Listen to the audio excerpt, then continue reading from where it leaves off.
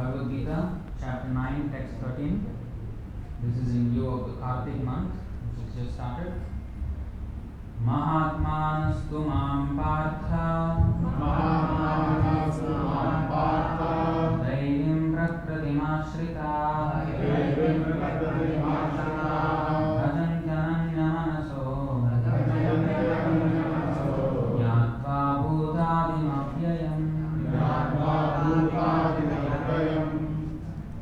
Mahatmana,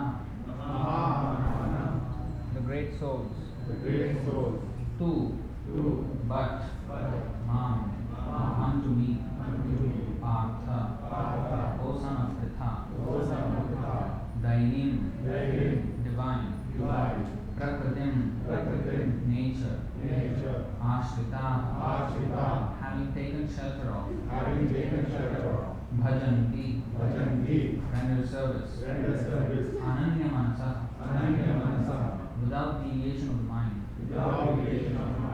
Jnatva, knowing, Bhuta, of creation, Adim, the origin, Avyayam, inexhaustible. Translation and purport by Divine Grace, Institute Vedanta Swami Srila Prabhupada Ki Jai. Translation: O son of Pritha, those who are not deluded, the great souls, are under the protection of the divine nature. They are fully engaged in devotional service because they know me as the Supreme Personality of Godhead, original and inexhaustible.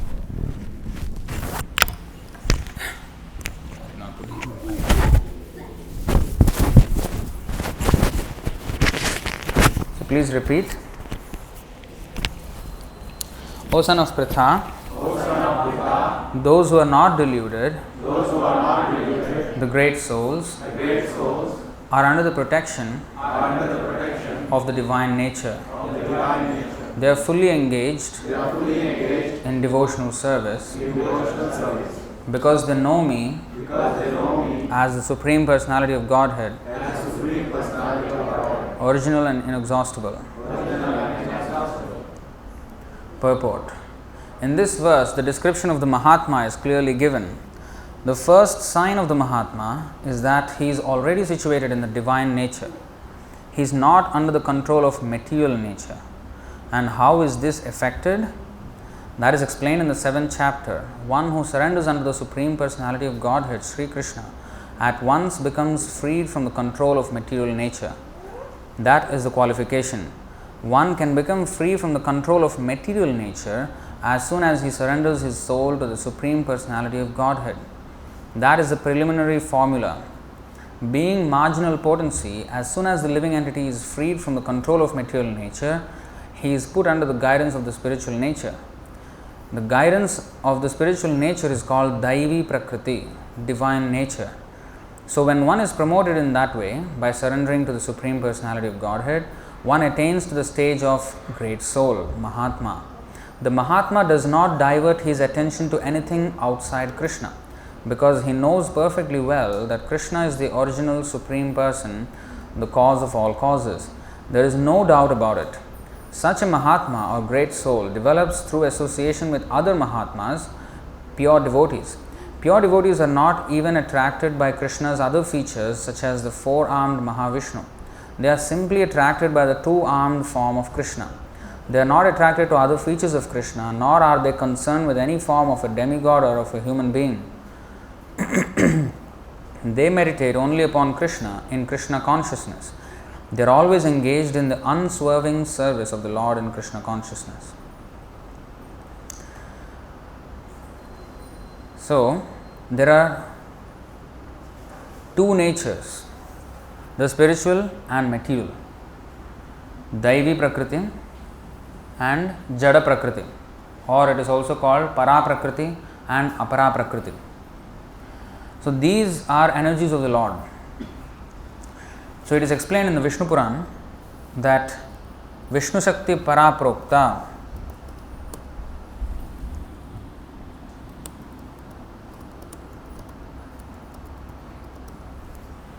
this is a verse from the Vishnu Puran.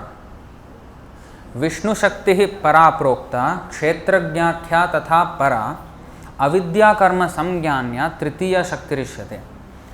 So tritiya means third. So three natures. But as you will see now in the translation, actually it is two, but we are the marginal potency, the third one. And we will just read the translation first. Translation: the internal potency of the Supreme Lord, Vishnu, is spiritual, as verified by the Shastras. There is another spiritual potency known as Kshetrajna, or the living entity. The third potency, which is known as Nescience, makes the living entity godless and fills him with fruitive activity. Now, God means he is the energetic. He has all energies. Everything is his energy. Everything that we see and everything that we don't see. Everything is within his energy, and we ourselves are his energy. Now, these energies, the Acharyas, they have analyzed and categorized into three broad categories. Actually, Parasya Shaktir Vividhaiva Shruyate. There are innumerable energies of the Supreme Lord. Now, broadly categorized under three headings. What are they? Vishnu Shakti. These are all Vishnu Shakti. Nobody else's energy, his energy. Para, Prokta. First thing is the spiritual potency or spiritual energy. Next is the marginal energy, which is between spiritual and material. And then the third one is the material energy. But the marginal energy, Tatha Para, as you can see here in this verse, Kshetrajna Kya Tatha Para. The marginal energy is here defined as Kshetrajna. Kshetra means what? Field. Kurukshetra. It is a field. Kshetra means field. So Kshetrajna means one who knows the field. Now what is the field? So this is actually explained in the 13th chapter in very great detail. Kshetra means this body. And Kshetrajna means the knower of this body. This body is like a field for the soul to cultivate. What is the harvest that we want to bring out of the cultivation of this body, this field? That will be our harvest. Whatever we want to, that means with this body, what we are doing. A farmer can have a land. He can decide which crop to grow according to his desire. Now, if he makes his conditions of his field suitable for tomato, then he will get tomatoes. If he makes it suitable for potato, he will get a potato. So like that, different, whatever he wants. So similarly, this human body is a field, and we are the gardener or the farmer. Now, what we want to do with this body, that is our choice. Some people, they commit sinful activities, and next life, they get sinful reactions. Even in Bible it is said, as you sow, so shall you reap. This is actually the law of karma. If I sow the seed of rice, I will get rice. If I sow the seed of orange, I will get orange. If I sow the seed of, mango, I will get a mango. I cannot, the problem is, we sow one seed and we expect another fruit. This is our foolishness. Like we wished each other Happy New Year 2020, and after that now only we are seeing each other. So what happened? Everybody wished, right? They say, oh, if everybody wishes the same, good, then everything, good vibes, everything should happen good. What happened? It was when I remember when I was teenager in 2000, Y2K as they used to call it, Y2K, year 2000. And at that time there was a big promise. Everyone was promising like this futuristic year of 2020, the dream year, where everything is going to be very futuristic and way beyond our current. And 2020 came, and instead of being the dream year, it became the nightmare year. We wished for a happy new year, but it turned out very bad. So why? Why the good vibes did not work? Because the good vibes won't work if our seed is something else. Every action that we are doing, every thought that we are thinking, every word that we are speaking is a seed sown. Subtly, we are sowing seeds of karma. Now, if I do things which are sinful and I expect a happy new year, it's not going to happen. And actually, every new year we think happy, nothing changes really. So, this is, we cannot expect something else, cannot wish each other happiness. We cannot wish, we have to work for it. A farmer cannot wish, I want some big huge harvest of rice and I will sell and I will make this much profit and I will sell there and I will make that much profit and with that profit I will do this, I will do. He can imagine and dream all he likes, but unless he is going to get his hands dirty and work on the field, nothing is going to happen.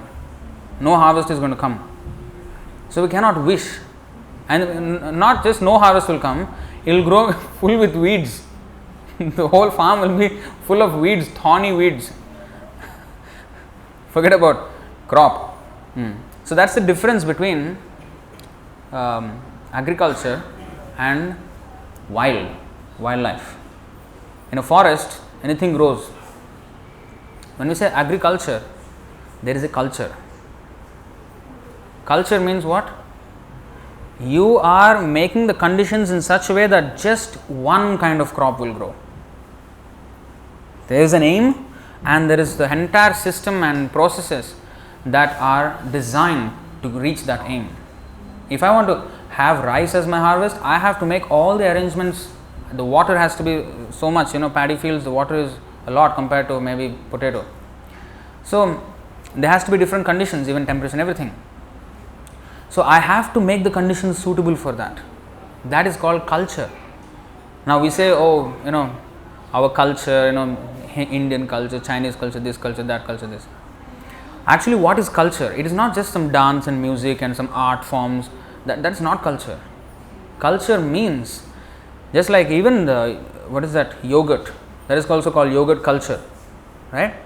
Because you want a specific thing, a specific outcome, and you are working towards that, and you are making conditions suitable for that. So that is called culture, where there is an aim. So if our human life does not have an aim, then there is no culture there. That is not culture. That's simply some remnants of a very glorious culture, the dance forms and art. So these are all external things. But with that dance form, what was being conveyed? Pastimes of Ramayana, pastimes of Mahabharata, Vishnu Purana, all these, pastimes of the Lord were being glorified with those dance forms. Nowadays, it is some imaginary love story. Some author has written, and that is being depicted. It's all made up. And even sometimes people have the audacity, especially among Hindus. Other religions that don't really do that, maybe some do, but especially Hindus, they don't hesitate to completely change the storyline of the Mahabharata and Ramayana and do according to their own twist, masala. Mahabharata with masala. We are not into masalas. We have to depict as it is. Our Bhagavad Gita is as it is. We have to. How do we dare that? The audacity that we have, that we can change what the Lord has done. Then why did He do it? If we can just change as if it is like a. That's why Hindus themselves, they think it is mythology. Or this is Hindu mythology, or they say Hindu mythology, the way they pronounce it. But it's not myth. We're not dealing with myths here. Why? Why would we deal with myths? We're wasting our time dealing with myths and speaking about me. Why? I have to speak about facts of life. I have to speak about what is life. What is fact? Why should I talk about myths?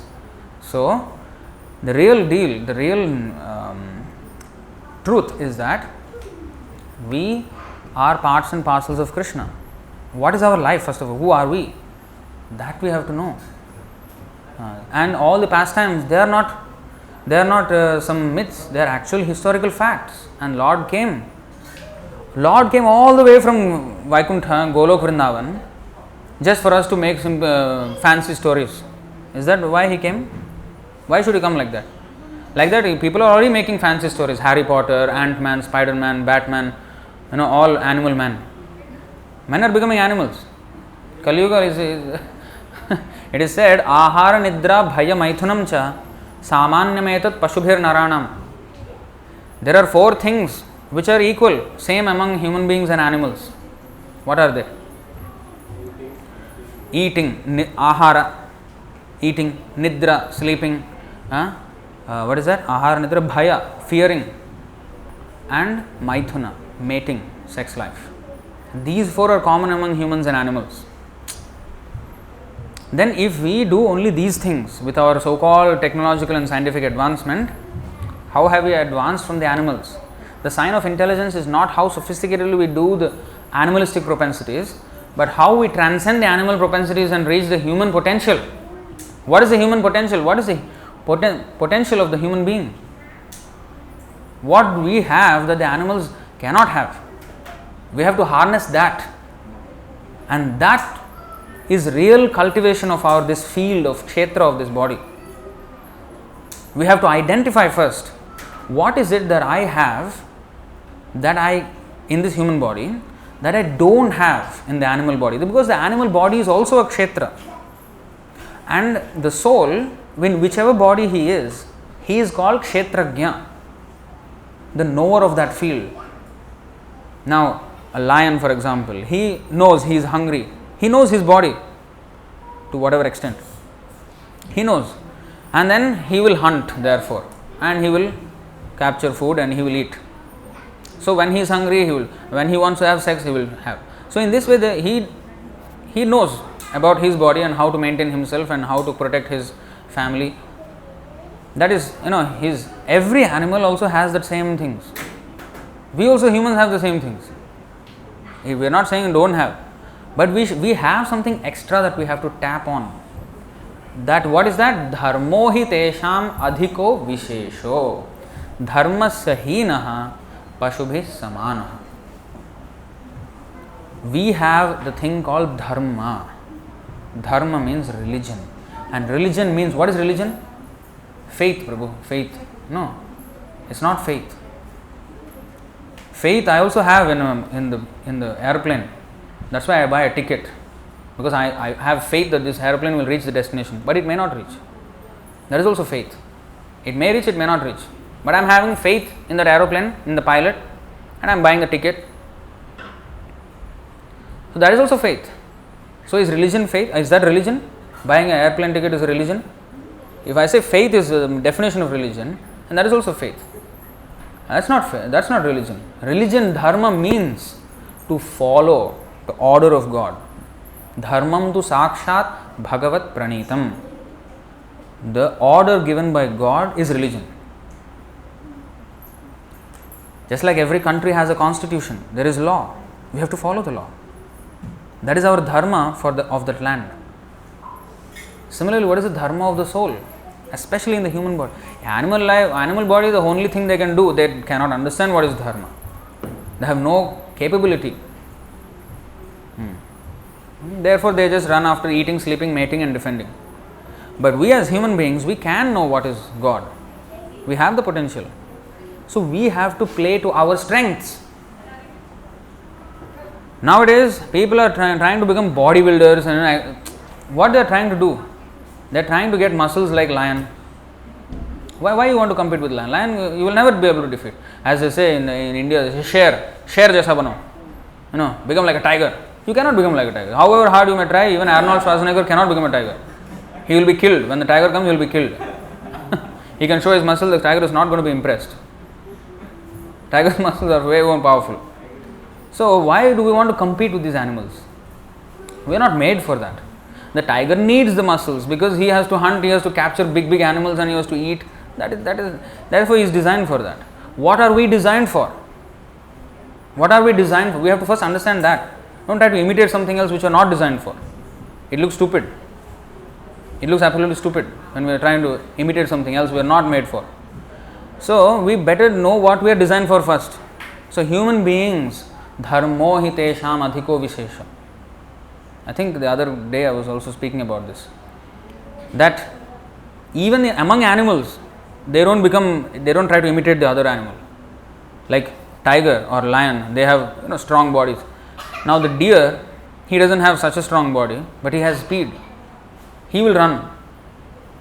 Oh, the tiger is going to fight with me and kill me. I will also become like tiger. I will fight with the tiger. No, the deer is not going to do that. He cannot do it. He is not going to try also. He will try what he can do. He will run fast. Animals also, they are playing to their strengths. We, the humans, supposed to be the most intelligent creatures on the planet, we are becoming the most foolish. Instead of playing to our strengths, we are playing to our weaknesses. It's going to be a losing battle. And the thing is, our valuable human life is wasted. This field, the kshetra, instead of cultivating a huge bounty harvest, we're going to have a disaster and lose everything and go back to animal species. So, the second energy of the Lord is called Kshetrajna. Kshetrajna kya tatha para. He is also actually spiritual. We are all spiritual. But we are marginal. Why? Because we can be overpowered by either material or spiritual energy. It is explained like the beach at the shore of the ocean. The beach is actually land. It is land. But when there is high tide, when the water comes over it, it is counted as part of the sea. It is counted as the water. But when the influence of the high tide is gone, or the moon, whatever, is gone, it shows its true self as land, uncovered. So we, the soul, uncovered, are spiritual in nature. But when we are overpowered by this material energy, which is like compared to the ocean, then we consider ourselves part of the material world. We think ourselves as a material product. I am this body. I am thinking I am like the beach, as the ocean. Actually it is land. So we are the soul, but we think we are the body. So this is called marginal. It is sometimes as water, sometimes as land, but actually it is only land. It is sometimes overpowered by water, covered by water. So similarly, the soul, when we are overpowered like that, what is that? What is that overpowering nature? That is called Tritiya, Avidya Karma Samgyanya Tritiya Shaktirishyate. This third energy will make us do two things. I mean, not make us do two things, make us do something by putting us in ignorance. Avidya. First thing is avidya. What is vidya? What is vidya? Knowledge. What is knowledge? I used to do when I was a kid. Ganesh Puja and Saraswati Puja. We used to bring our toughest subjects in our class. I mean in our syllabus. Maybe social studies, toughest. Or maths was not for me. Maybe my mother language, mother tongue, absolutely very tough for me. I used to border pass always. So I used to put that one and do Ganesh Puja, Saraswati Puja. Please, Vidya, please give me. So that is not Vidya. That is language or a skill set.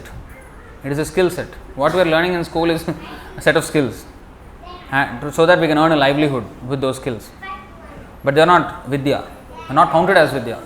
Vidya starts, when we start to understand who we are and who is God, what is my relationship with God, why do I exist, why did I take birth, why do I die, what happens after death, what happened before my birth. These are the questions. What is that? Athato Brahma Jigyasa. The Vedanta Sutra starts with this, that now that you have human life, you have it, start inquiring immediately. Not inquiring, oh sir, yes Prabhu, Google. Google has become inquiring, a search engine, biggest website in the world. Everybody is inquiring. Jigyasa, everybody has Jigyasa. What are the birds chirping every day in the morning? Jigyasa. Google. Where is food? Where is sex? Where is defense? Twitter. The birds, they tweet. What is that? Twitter. Social media going on. Starting, morning, wake up, social media. What are we doing? Morning, wake up, open the social media. How are we different from the birds? They are also tweeting, we are also tweeting.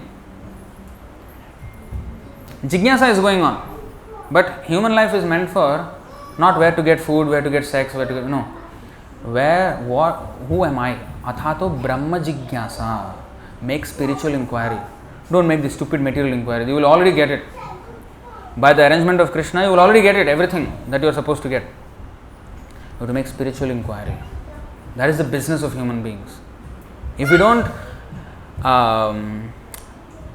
employ our jigyasa tendency, our inquiring tendency to inquire about ourselves, who am I? Then I am as good as animal. Dharmo hi tesham adhiko vishesho dharmasya hina. Dharma starts with this inquiry, athato Brahma Jigyasa. Brahma Jigyasa is the beginning of Atma Tattva or Vidya. As long as we do not do that, if we are in avidya, avidya karma samgyanya. So in that avidya, what happens? What happens? Karma samgyanya. We are bound up by karma.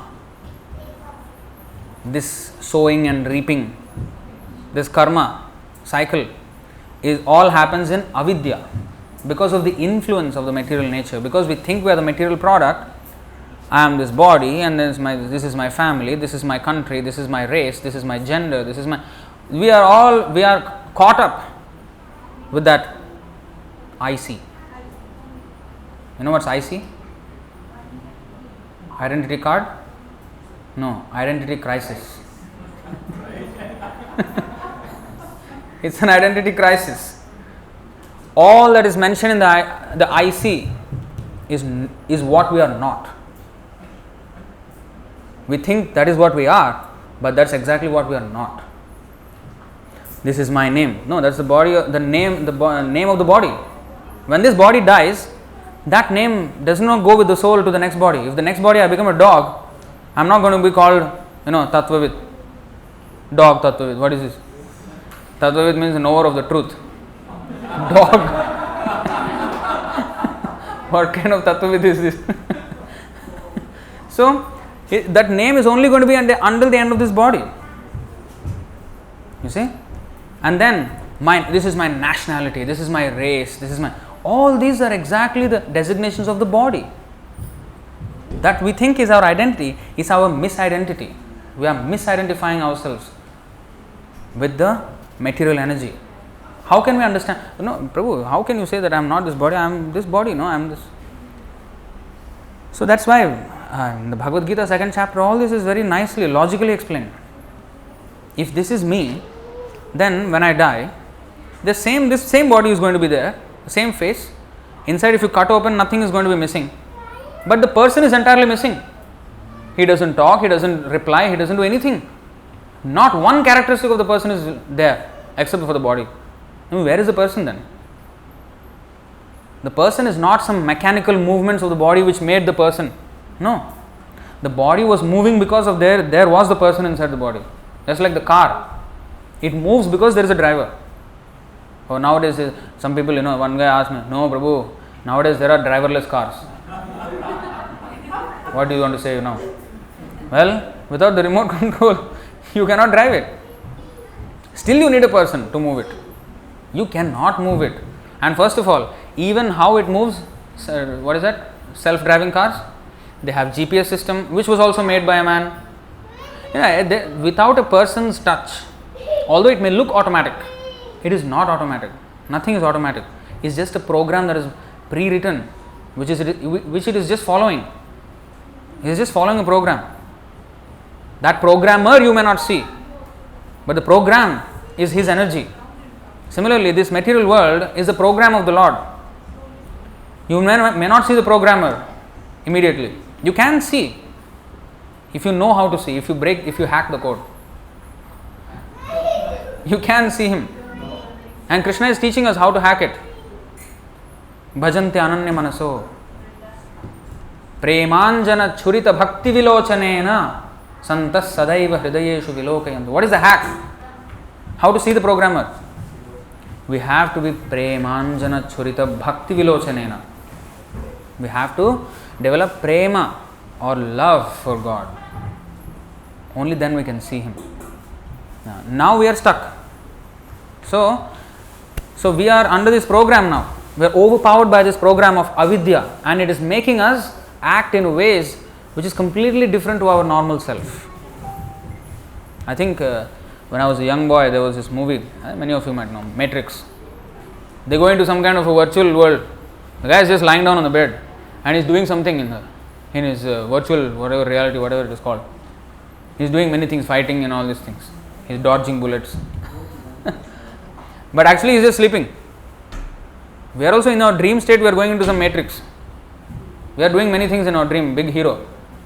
But when we wake up, then we realize actually it was zero. There was nothing.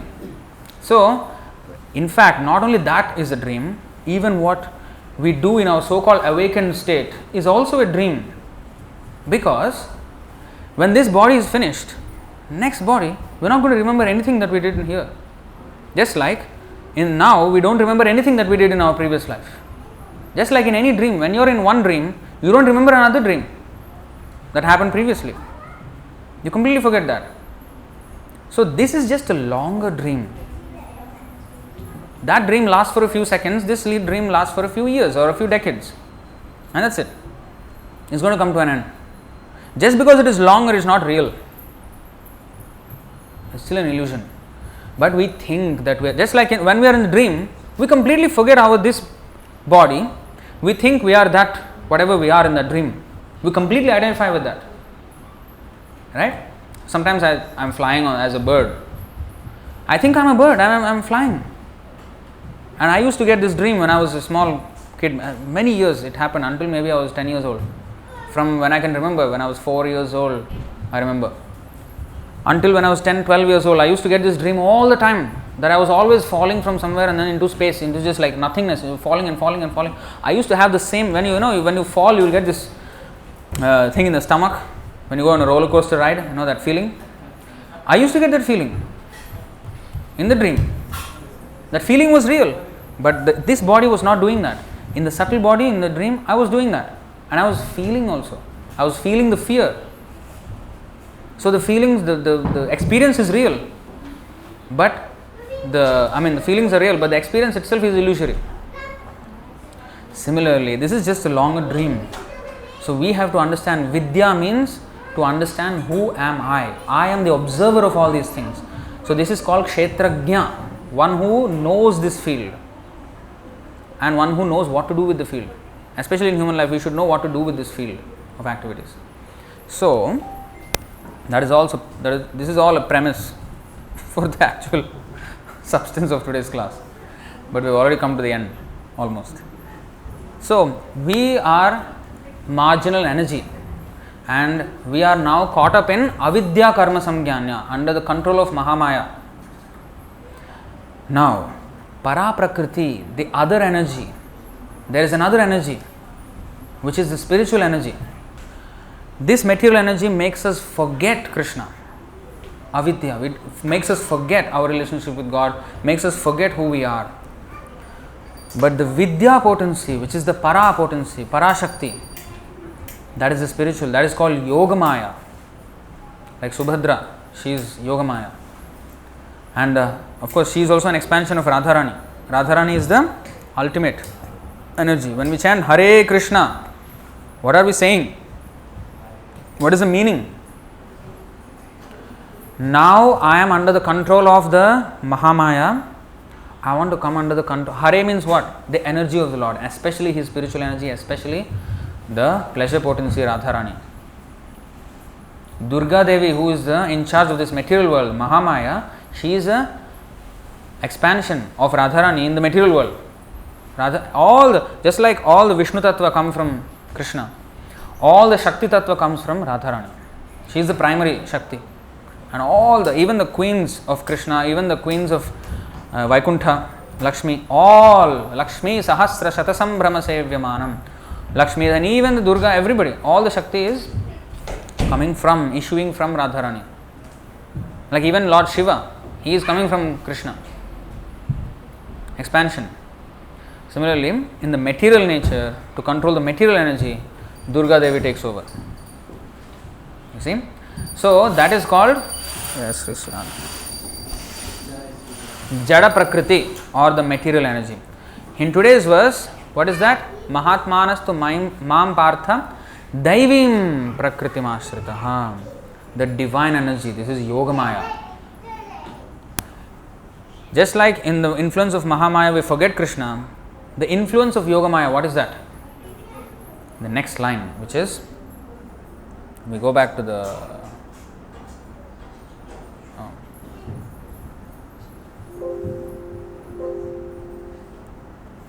today's verse, if we go back,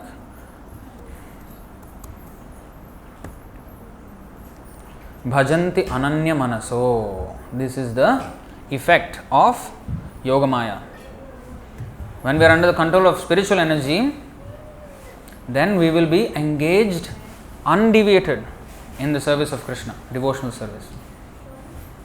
Whereas under the influence of material nature, we are undeviatedly against the Lord, without deviation. Only when we are under the spiritual energy, then we are undeviated, we are always serving the Lord. Yogamaya. Now, today, this is Kartik month. How is this all related to Kartik month? Because the whole pastime of Kartik is based on the pastime, you know, right? Yashoda Mai, she was trying to bind Krishna. She bound Krishna, not just trying. She bound him. So, it looks like an ordinary Leela. Ordinary Leela, where, mother just chastises one child and, done. But no, because Vishwasya Dhamne, what is that? What is that last line? Last verse, second line?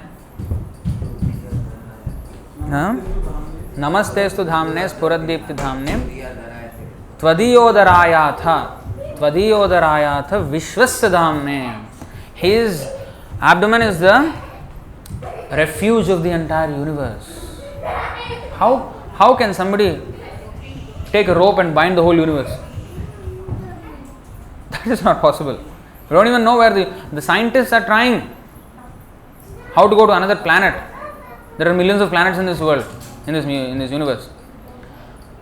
And they are trying to go to Mars, Moon, trying their luck.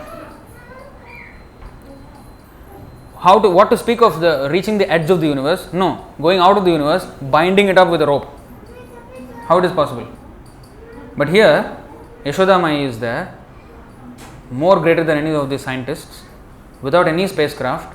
She bound a rope again around the entire abode of the universe, which is the belly of Krishna.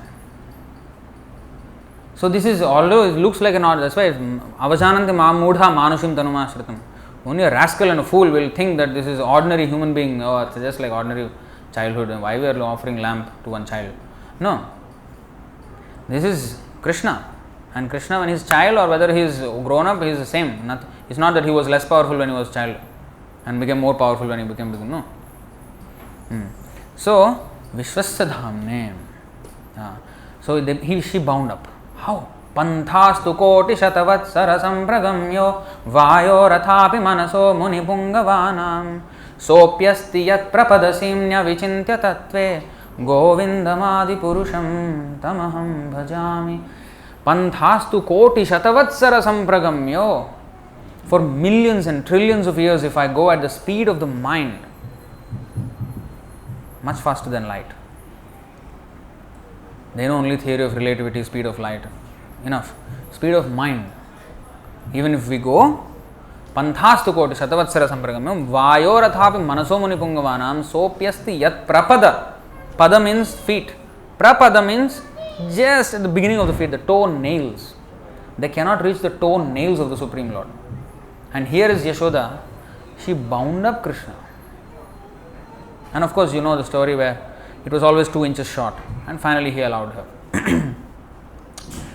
So, she does not have the knowledge that Krishna is the Supreme Personality of Godhead. Now you may say, this is Maya. Oh, she does not know about Krishna. What is Maya? She is in Maya. Yes, she is in Maya, but Yoga Maya, not Mahamaya. Then how are we different? I also don't know Krishna as God. She also don't know Krishna as God. I and Yashoda same. I also as good as Yashoda. How come I am different from Yashoda? Why are we worshipping? Why? In our case, we are, the thing is not whether we know Krishna or not, is whether we are serving him or not. Krishna, in this material world, we forget Krishna and we don't serve him. There, by forgetting his supremacy, she serves him even more than when somebody knows his Supreme Personality of Godhead. That is the difference.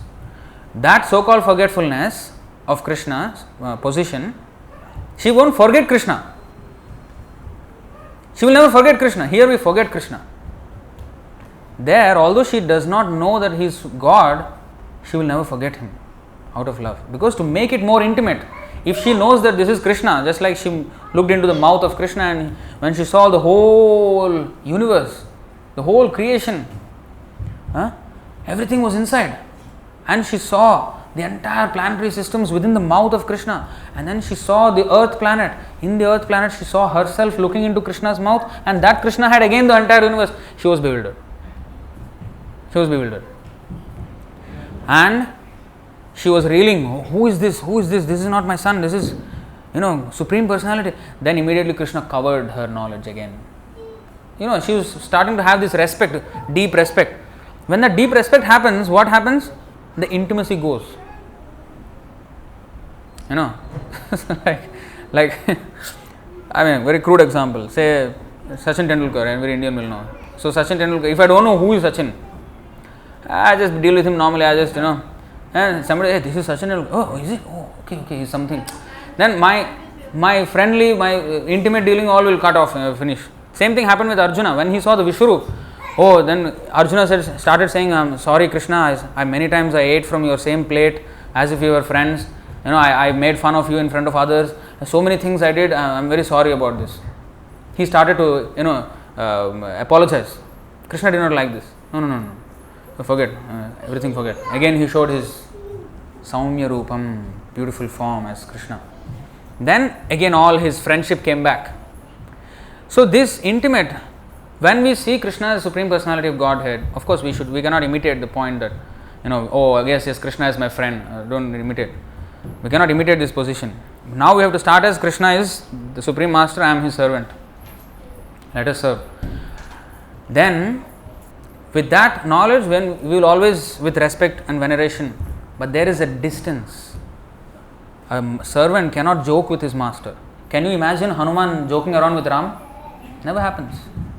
Never happens. Ram Doot Hanuman. He is always ready to carry out the order of Ram. Never a joke. Never a joke with Ram. But Arjuna, joking nicely. And gopis, chastising him. What kind of lover are you? Don't know how to love also. They're chastising him.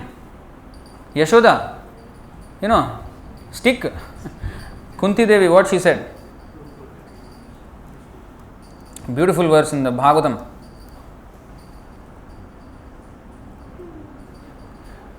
Canto 1, chapter 8, text 31. Gopya dade tvayi kritagasiddham tavad yate dashashru kalilanjana sambhramaksham vaktram niniya bhaya bhavanaya sthitasya samam vimohayati bhir api yad bibheti. So she said, my dear Krishna, Yashoda took up a rope to bind you when you committed an offense, and your perturbed eyes overflooded with tears, which washed the mascara from your eyes, and you were afraid. Though fear personified is afraid of you, this sight is bewildering to me. Now, how everything, fear personified is afraid of you. Let's see that part of Krishna.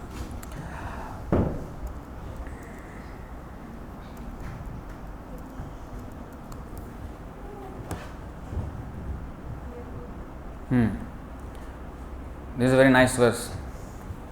Krishna is saying, Kapila, Madbhayad vati vatoyam suryastapati madbhayat varshatindro dahatyagnir mrityuscharati madbhayat. It is because of my supremacy that the wind blows out of fear of me. The wind blows. Today there is a typhoon in Philippines. Big typhoon, worst typhoon of 2020 they say. What is that? The wind blows out of fear of me. The sun shines out of fear of me. And the Lord of the clouds, Indra, sends forth showers out of fear of me. Fire burns out of fear of me, and death goes about taking its toll out of fear of me. He is so fearsome And here he is, completely exposed.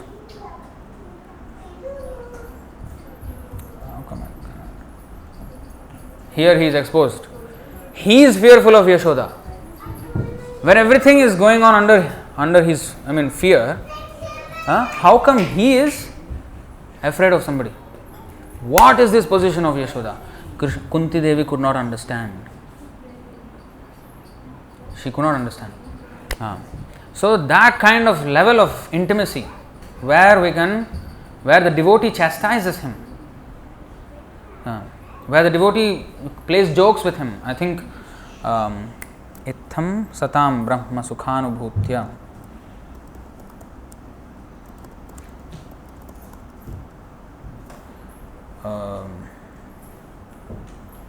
Yes, let's go here. You see this? I'm not going to read the full one. I'm just going to read this last verse. It's a series of verses, but Itham satam brahma sukhanubhutya dasyam gatanam paradaivatena maya shritanam naradarakena sakam vijahru krita punya punjaha. You see here. Now Yashoda, that is Yashoda, right? Now his friends, all the cowherd boyfriends of Krishna, all the boys would be differently engaged. When they were playing, Krishna was playing with his cows and cowherd boys. Some boys blew their flutes and others blew bugles made of horn. Some imitated the buzzing of the bumblebees and others imitated the voice of the cuckoo. Some boys imitated flying birds by running after the birds' shadows on the ground. Some imitated the beautiful movements and attractive postures of the swans. Some sat down with the ducks, sitting silently, and others imitated the dancing of the peacocks. Some boys attracted young monkeys in the trees. Some jumped into the trees, imitating the monkeys. Some made faces as the monkeys were accustomed to do, and others jumped from one branch to another. Some boys went to the waterfalls and crossed over the river, jumping with the frogs, and when they saw their own reflections on the water, they would laugh. They would also condemn the sounds of their own echoes. In this way, all the cowherd boys used to play with Krishna, who is the source of Brahman effulgence for Jnanis, desiring to merge into that effulgence, who is the Supreme Personality of Godhead for devotees who have accepted eternal servitorship, and who, for ordinary persons, is but another ordinary child. The cowherd boys, having accumulated the results of pious activities for many lives, were able to associate in this way with the Supreme Personality of Godhead. How can one explain their great fortune? When God is there, how can you imitate the peacocks and play around, joke around? That was their play with Krishna. So this equal level will never happen. If Ram is there, Hanuman will never do all these things. You can never imagine these things. So there is a distance, there is a respect which creates a distance. So when there is to remove that distance, Krishna, by the power of Yogamaya, they forget that Krishna is God. In the Vrindavan, nobody knows Krishna is God. Neither Nanda Maharaj, nor Yashoda, nor his friends, nor his girlfriends, nobody knows. Cows, nobody knows.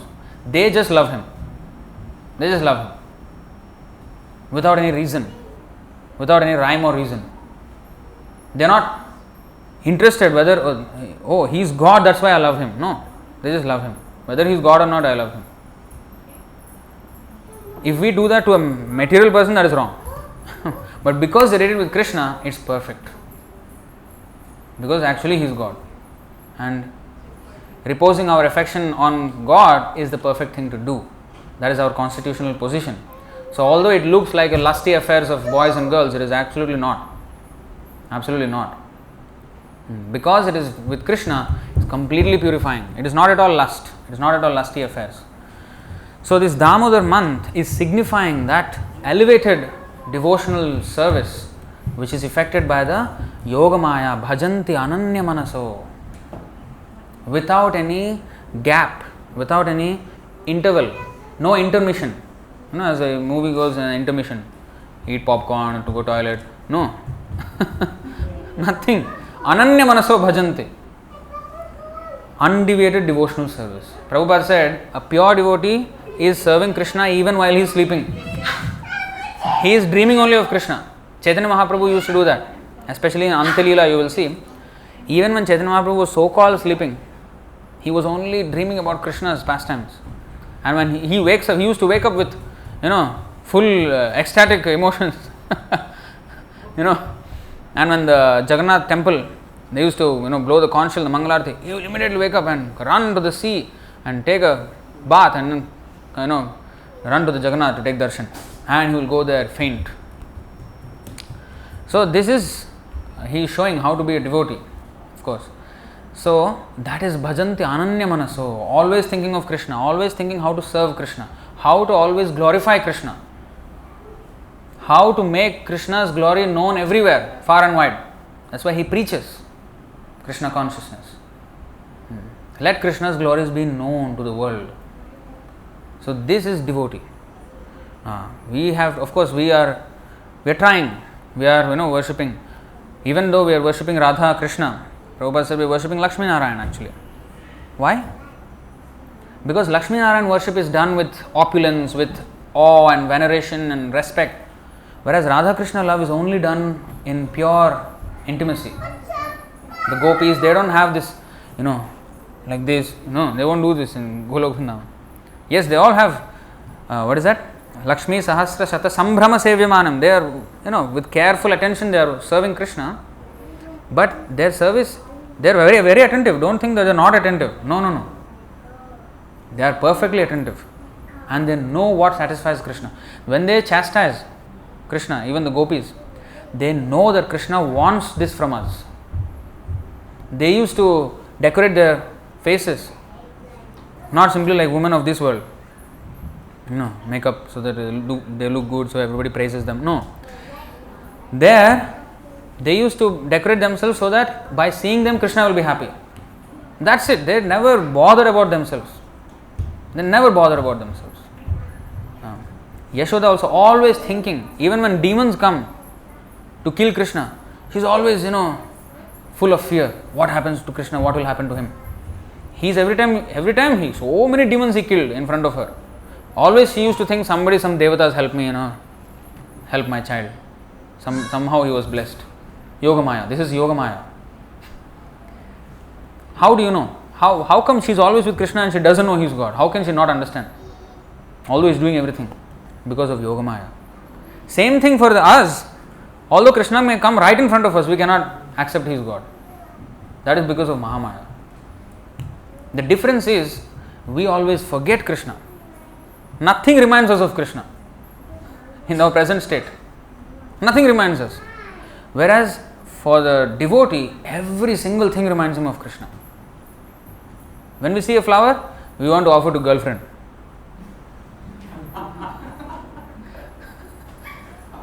But a devotee, when he sees the flower, how beautifully Krishna has done this flower. Just like when you see a good painting, you say, oh, who was the artist? You will ask, you will run to see the signature there, who is the artist? So, similarly, if a rose painting, if you want to know who is the artist, hey, this is a perfect rose, looks exactly like a rose only. So, we appreciate the artist, right? So, why don't we appreciate the real painting of the real rose? Why we don't consider that there is an artist behind that? But a devotee, he will immediately think like this and he will take that flower and offer to Krishna. That is devotee. For the simple-minded, who is who is ready to accept God, for him it is very easy to accept him. Everything can connect, he can connect everything to Krishna. Yes. Everything he can connect to Krishna. But for the complicated, for those who don't want to accept God, under the avidya potency, they will never understand him. They will never remember him. Even you talk about this whole cosmos, even the universe. Scientists are also looking at the universe, right? All the space, and still they cannot understand. If my spacecraft to go into space requires so many engineers and all this launch pad and this and that, Elon Musk is given so much credit for SpaceX. Why there so many spacecrafts are going on in the universe, so many planets are moving? That is also spacecraft, right? Much better spacecraft, better equipped. Why that is not we are not giving any credit to that owner of that engineering? So if this requires engineer, why that does not require any engineer? Where is the logic? So even if you present the most grandest thing, it will not remind him of God. Whereas for the devotee, even the smallest thing will remind him of God.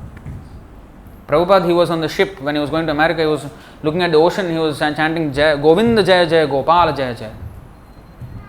He was looking at the ocean, wow, this powerful ocean is so vast, but because of the control of Krishna, it does not cross even an inch beyond its limit. If a tsunami happens, what happens? Everything will go on.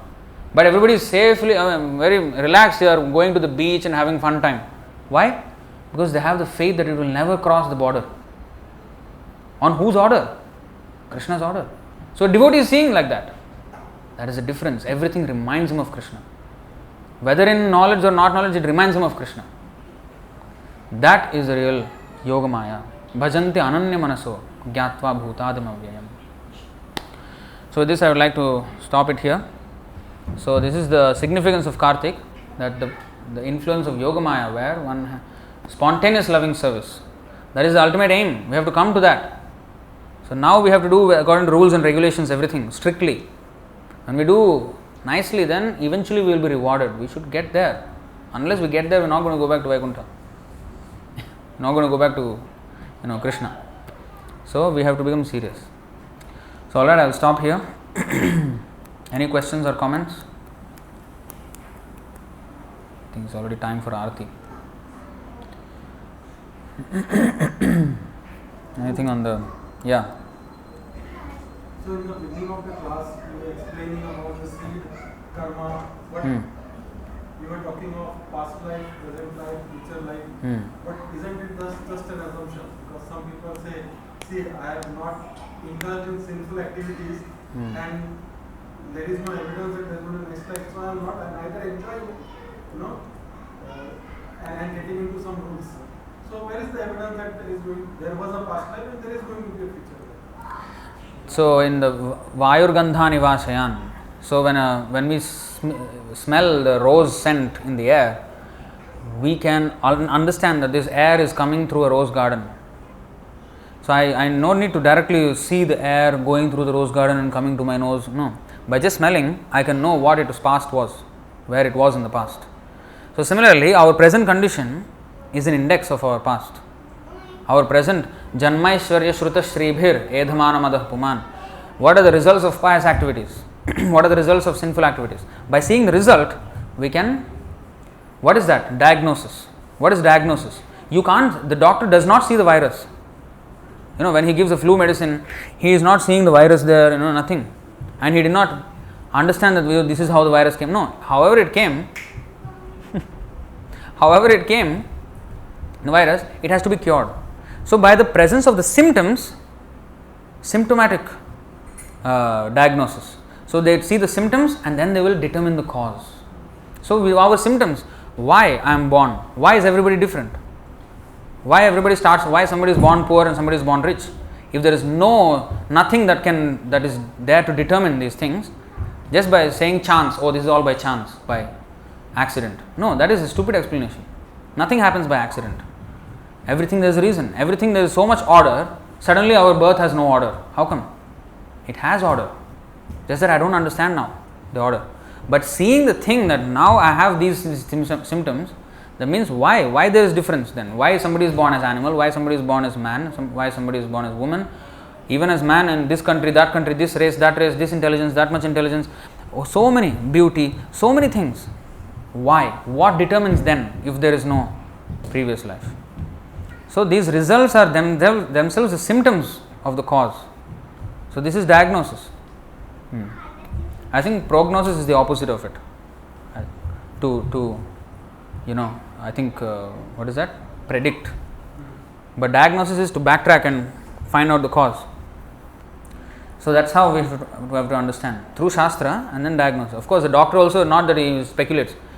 He's already studied the Shastra, medical Shastra, MBBS. So that's why he knows this symptom means, okay, this is how it caused and this comes to this symptom. So when you see the symptom, it has to be the cause. So that's how it's done. So like that we can, even with logical inference, we can understand. Of course, Shastra is the base. Here it is, everything is explained. And when we see practically, it happens exactly according to the statements of the Bhagavad Gita. So it matches. Both prognosis and diagnosis. Prognosis and diagnosis, yes. So because of diagnosis, I know my past. So I should have prognosis of my future. I have to plan out now what I have to do for my future. Or if this is going to be the chain of activities, I have to prepare them for my future. Therefore, my present activities become important. What I do now becomes very important. So I have to put real thought into what I do. And that thought means not just speculate, take advice from Shastra. We don't need to think. We have to think according to Shastric advice. Tasmat Shastram Pramanante, Karya Karya Vyavasthito. Alright, we'll stop here. If any questions further, you can always discuss upstairs. We'll have the final Aarti and we'll proceed up for Prasadam. Hare Krishna, Bhagavad Gita ki, Srila Prabhupada ki, Damodar Mas ki, Nitai Gaur Premanande. Hare Krishna.